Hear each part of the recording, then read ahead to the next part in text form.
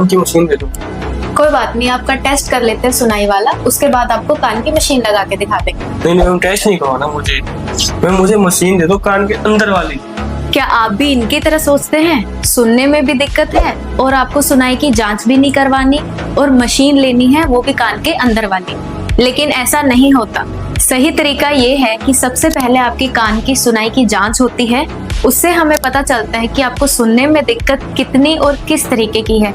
फिर हम डिसाइड करते हैं कि आपको कान के अंदर वाली मशीन लगनी चाहिए कि नहीं। कान के अंदर वाली मशीन लग सकती है, लेकिन सुनाई की जांच के बाद।